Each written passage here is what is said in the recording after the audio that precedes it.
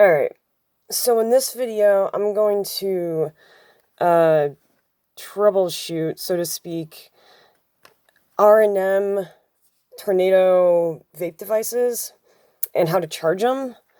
Basically, I see a lot of questions about what kind of cords should you use, what kind of cables, and I figured I would just clear this up with a succinct video that quickly shows you the cable that you need and where to get it and what it looks like.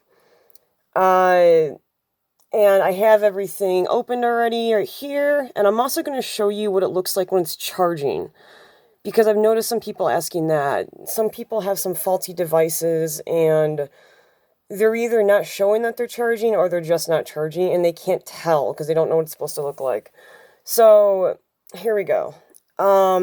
First of all, I got these cables at the dollar store. You probably have one by you if you live in America. I personally got it from Dollar Tree.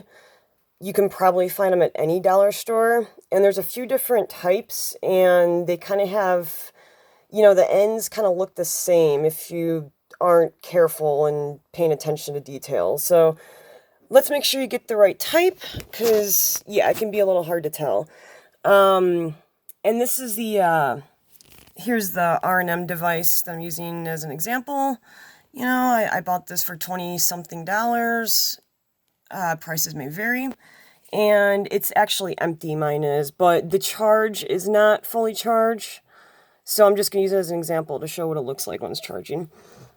Alright, so this is a micro USB cable. You do not want this. Do not get this. It's not what you need. I think some people have been trying to use this. What you want is a Type-C USB cable. And this will actually work for the R&M vape devices. So make sure you have one of those on hand. If it fits, it's probably going to work for the most part. You might already have one if it's out of the packaging and you can't tell. I've heard, I think there might be a Apple cable that fits that won't work. So, just bear that in mind. It's also possible that it might fit and not work, but it might not be the right one. For this cable, I also happen to use this for my Android phone. So, it might be the same one that your phone uses as well. And that's it. That's what you need. Should cost you $1. Should be really easy to find. Do not get that one. Get this one.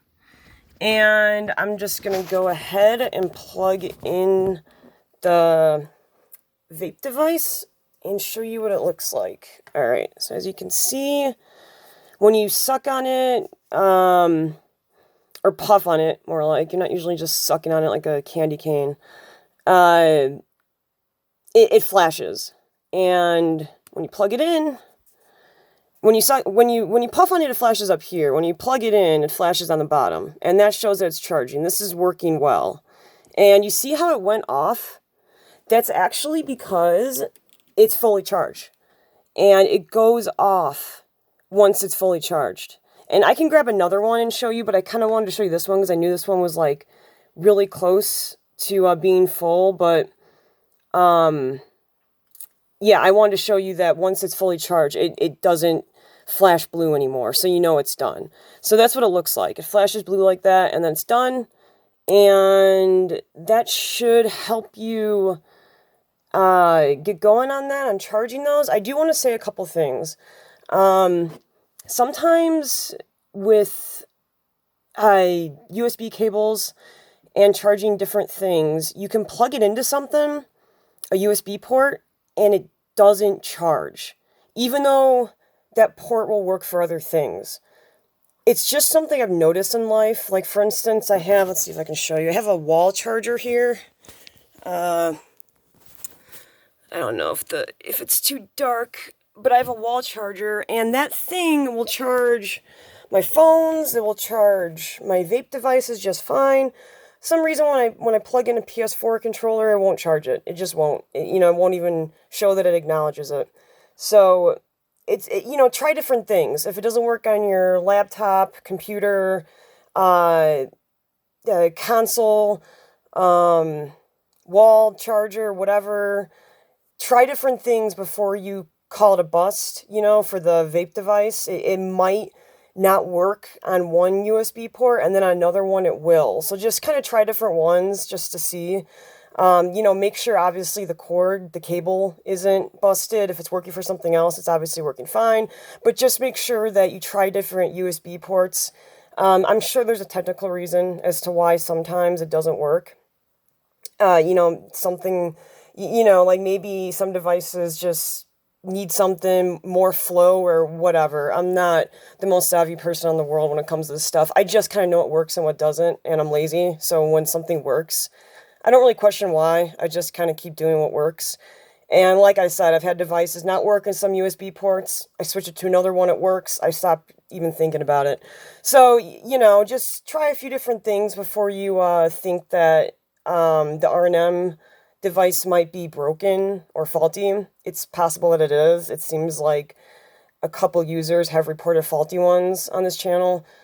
I haven't come across a faulty one, but I haven't had a whole lot of them, so I could just be lucky.